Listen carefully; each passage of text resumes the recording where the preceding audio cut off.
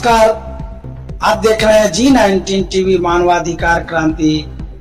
मैं अमरीश कुमार सिंह।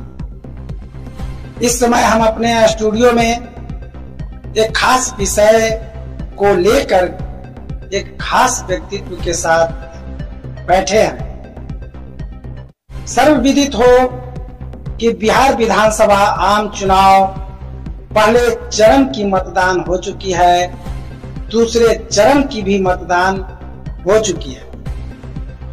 इस संदर्भ में एक सवाल उठता है कि इस मतदान के जो मतदाता अपने मत का प्रयोग किस रूप में किए हैं, निर्माण में किए हैं, विकास में किए हैं या विनाश की ओर किए हैं। इन्हीं से संबंधित एक विस्तृत चर्चा के साथ हमारे साथ उपस्थित हैं प्रेम यूथ फाउंडेशन के संस्थापक और यूथ एजेंडा के संपादक गांधीवादी प्रेम कुमार। बहुत बहुत स्वागत है सर। और जैसा कि बिहार की राजनीति अब नए नेतृत्व की ओर बढ़ने वाली है और इस पर हम विस्तार से चर्चा करने जा रहे हैं। सर से हम जानना चाहते हैं कि इस चुनाव में जनता की प्रमुख समस्याएं क्या देखने को मिली। देखिए, यह जो विधानसभा चुनाव दोनों चरण संपन्न हुआ, इसमें जो मुख्य मुद्दा था, जो बिहार के लिए मुद्दा रोजगार, स्वास्थ्य, शिक्षा, ये कहीं न कहीं गौण दिखा और इसमें जातिवाद, रंगदारी,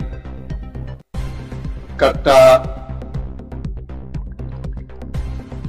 ज्यादा कट्टा का शोर ज्यादा दिखाई दिया और जो मूलभूत मुद्दे थे यह कहीं न कहीं शोर में गौण हो गया और यह काफी दुर्भाग्यपूर्ण है और जातिवाद चरम पर रहा इस विधानसभा चुनाव। सर, क्या आपको लगता है कि मतदाताओं में पहले की तुलना में राजनीतिक जागरूकता बढ़ी है? और देखिए, यह जो मत प्रतिशत बढ़ा है, हमारा मानना है कि लोग छठ और दिवाली में घर आए और लोग वोट देकर लौटने का प्लान किया, इसलिए मत प्रतिशत बढ़ा है। और मतदाता लोकतंत्र का ही महापर्व है, मतदान करना चाहिए और बहुत सारे लोग बढ़ चढ़कर मतदान में हिस्सा लिए और महिला वोटर का संख्या बढ़ा है। यह भी एक बड़ा अच्छा शुभ संकेत है कि मतदाताओं में काफी अवेयरनेस बढ़ रहा है और ये अच्छा है, लोकतंत्र के लिए अच्छा संकेत।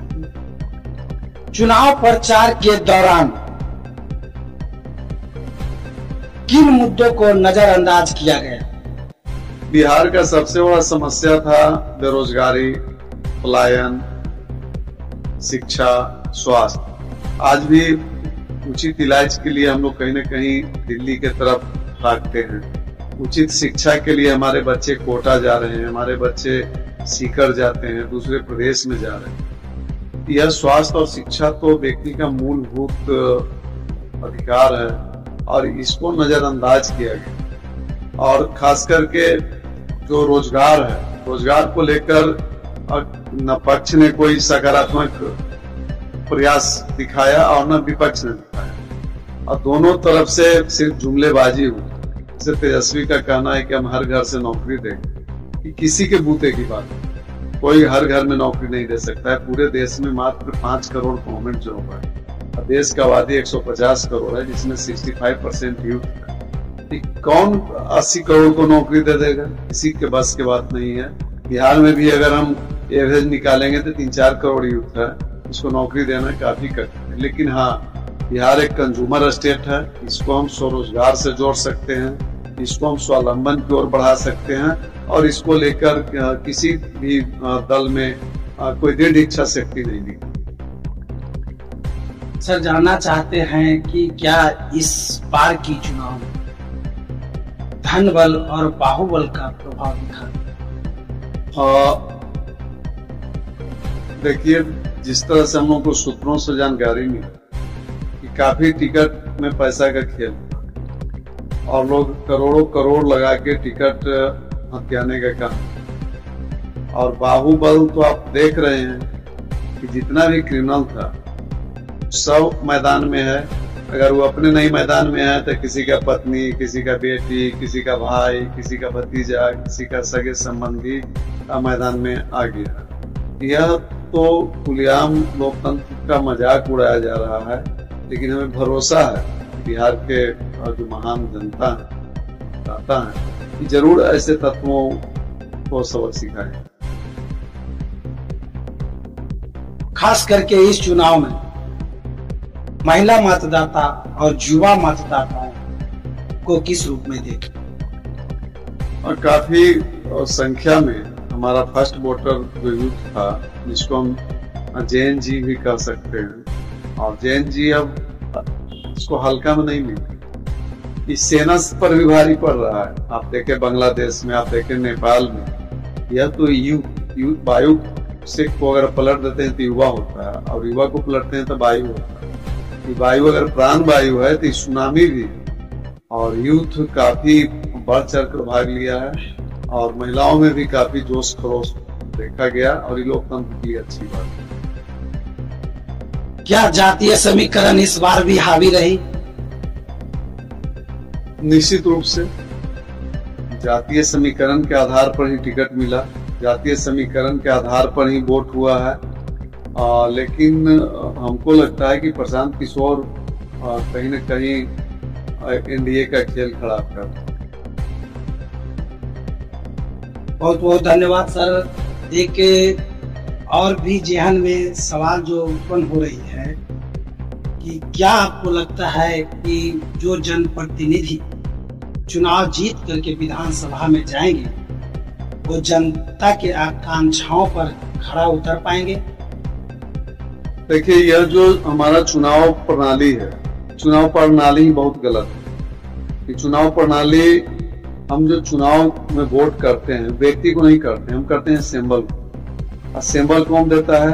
राजनीतिक पार्टी का ठेकेदार, राजनीतिक पार्टी का मठाधीश, राजनीतिक पार्टी का जो सर्वा सुप्रीमो है। तो जब सिंबल पर वोट होगा तो व्यक्ति का डेडिकेशन किसके साथ रहेगा?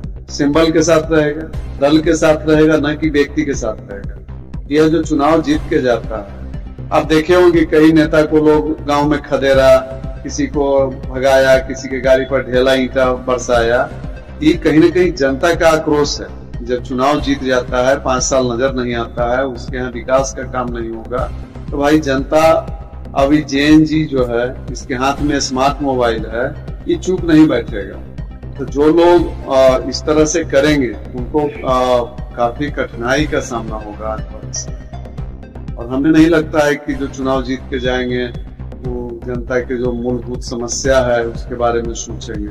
उनका पूरा ध्यान पार्टी को मजबूत करने में रहता है, और पार्टी का जो राष्ट्रीय अध्यक्ष है या जो पार्टी का सुप्रीमो है उसके इर्द गिर्द परिक्रमा करना, उसको खुश करना, उसका दलाली करना, उसका चमचाई करने में अपना समय बर्बाद करना। सर, इस दौरान जो उम्मीदवार पराजित हो जाते हैं या हो गए हैं, उनको आगे सामाजिक कार्यों में किस तरह से शामिल होना चाहिए? देखिए, पराजित कोई नहीं होता। जितने लोग चुनाव लड़ रहे हैं सब जीत गए, कोई नहीं हारा। अब आप सोचिए कि अगर कहीं वोट 50% हुआ और उसमें 500 वोट में कोई 200 वोट ला के विजय हो जाता है, 300 वोट उसके अगेंस्ट गया, तो ज्यादा लोग उसको नकार दिया, कम वोट लेके वो गया राजनीति में या एमएलए एमपी बन गया। कि हार की बात नहीं है, और फेल का मतलब कि फेल नहीं होता है, फेल का मतलब होता है फर्स्ट अटेम्प्ट। अगर आपने फर्स्ट अटेम्प्ट किया और जनता जो आपको जितना भी वोट दे, अगर आपको जो भी वोट दिया उतने लोग तो आपको एमएलए मान ही दिया, तो आप इस संख्या को इंक्रीज कीजिए। और हमको चाहेंगे कि हताश होने की जरूरत नहीं है, आप जनता से जुड़े रहें और समाज के काम में बढ़ चढ़ कर हिस्सा जानना चाहेंगे सर कि इस वर्ष का जो चुनाव जिस तरीके से हुआ, क्या इस दौरान आचार संहिता का उल्लंघन देखा गया? आचार संहिता का उल्लंघन तो खुलेआम हुआ और कोई देखने सुनने वाला नहीं था। हम तो TN शेषन जी का भी देखे हैं चुनाव, और आज का भी चुनाव देखा। बड़ा जो मापदंड था, मापदंड को धज्जियां उड़ाया गया और कहीं न कहीं सत्ता का संरक्षण भी मिला है इसको।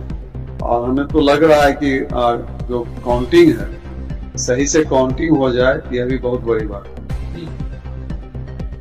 सर, एक आखिरी सवाल हम जानना चाहेंगे आप ही के मुखारबिन से कि क्या इस चुनाव में सोशल मीडिया का भूमिका नेतृत्व में रहा?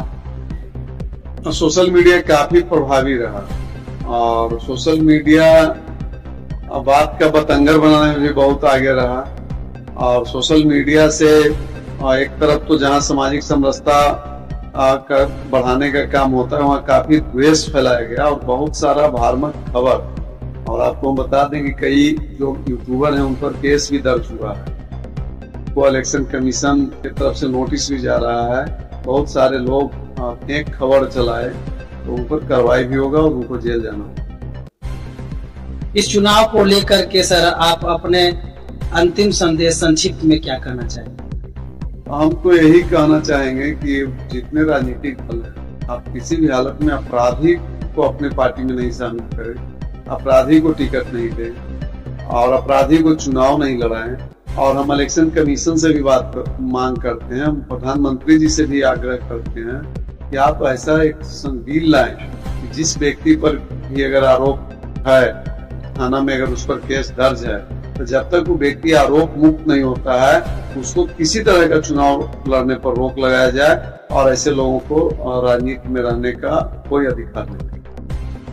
बहुत बहुत धन्यवाद सर आपका। जैसा कि आपने देखा और सुना भी कि हमारे बीच और जनता के हित में जो इस तरह के बातें रखे हैं गांधीवादी प्रेम सर, मैं उनको पुनः धन्यवाद आभार व्यक्त करता हूं। और साथ मैं जनप्रतिनिधि बंधुओं के लिए एक मैसेज छोड़ना चाहता हूं। जनता को जो अधिकार, जो मतदान का जो अधिकार दिया गया है, वह अधिकार का कीमत आप नहीं लगा सकते कि उसकी कितनी। तो जनता ने जिस रूप में भी आपको स्वीकार किया, आपको अपना मत दिया, यह अनमोल है, इसका कोई कीमत नहीं है। इसलिए जिन्होंने आपको साथ दिया है उसको आप साथ निभाने का वादा करें। इन्हीं शब्दों के साथ फिर मिलता हूँ एक अगली खबरों के साथ। जय हिंद, जय भारत।